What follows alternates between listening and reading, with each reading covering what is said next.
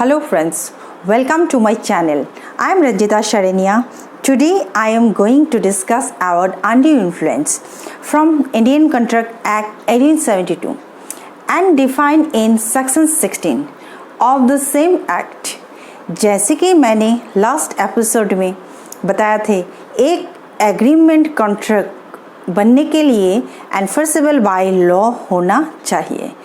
आज की subject undue influence जब किसी एग्रीमेंट में होता है वो कॉन्ट्रैक्ट नहीं बनेंगे। जब हम अनड्यू इन्फ्लुएंस के बारे में कहते हैं तो आप अनड्यू इन्फ्लुएंस के बारे में क्या सोचते हैं? चलिए आज लीगल परिभाषा में अनड्यू इन्फ्लुएंस का एक मतलब क्या होता है समझते हैं। सेक्शन 16 में अनड्यू इन्फ्लुएंस के बारे में डिफाइन किया गया है।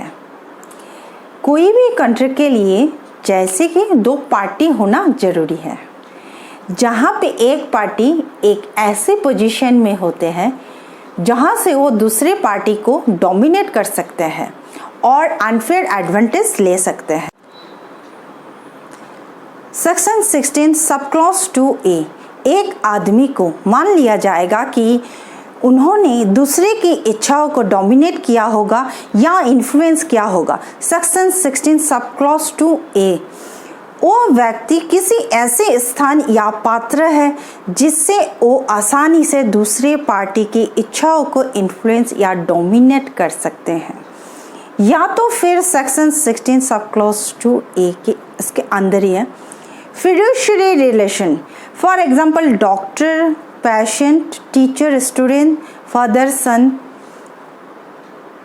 एक पार्टी दूसरे पार्टी को डोमिनेट कर सकते हैं अपने रिलेशन की वजह से। सेक्शन 16 सब क्लॉज 2B उसी डेफिनेशन में ये भी है जहाँ पे एक व्यक्ति या पार्टी दूसरे व्यक्ति पार्टी से कॉन्ट्रैक्ट करते हैं जिससे एक पार्टी की मेंटल कैपेसिटी टेम्पोररीली और परमानेंटली अफेक्टेड है और किसी एज की वजह से या किसी बीमारी की वजह से या तो कोई मेंटल और यानी मानसिक या शारीरिक रोग की वजह से।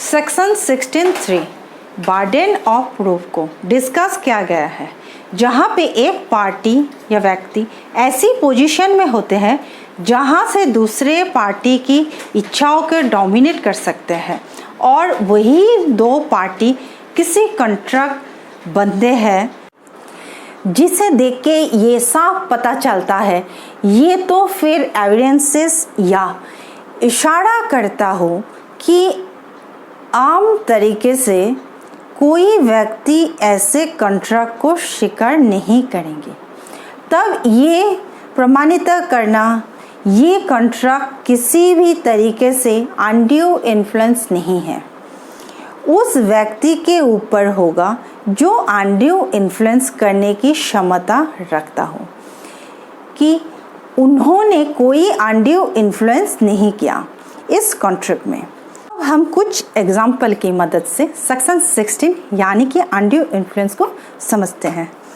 फॉर एग्जाम्पल ए जो कि एक जमींदार है गांव में, बी से जो कि एक किसान है, उसे कहते हैं तुम्हें अगर गांव में अच्छे से रहना है तो तुम्हारा आधा ज़मीन मुझे बेच दो, और दोनों ए और बी के बीच में ज़मीन की देखने और ख़रीदने की एग्रीमेंट हो जाते हैं।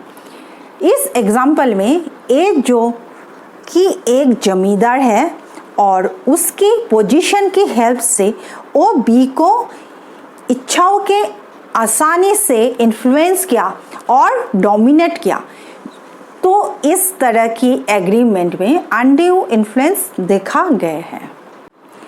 और एक एग्जांपल लेते हैं। मान लीजिए ए जो कि एक डॉक्टर है और बी उनके पेशेंट है। बी को एक ऑपरेशन करवाना होता है ए से, जिससे मान लीजिए 5 लाख के खर्च आते हैं। किसी भी कारणवश बी के पास वो धनराशि उपलब्ध नहीं होता है। ए को ये बात पता चलता है और वो बी को एक ऑफ़र देते हैं कि आप अपना मकान मुझे बेच दीजिए, जिसमें मैं आपको 5 लाख दूंगा और ऑपरेशन फ्री में कर दूंगा। उस मकान की मार्केट वैल्यू 15 लाख रुपये है। तो आप देख ही सकते हैं ए और बी रिलेशन की वजह से अनड्यू इन्फ्लुएंस कर पाए। I hope like this video. If you like, then please subscribe my channel. Thanks for your time.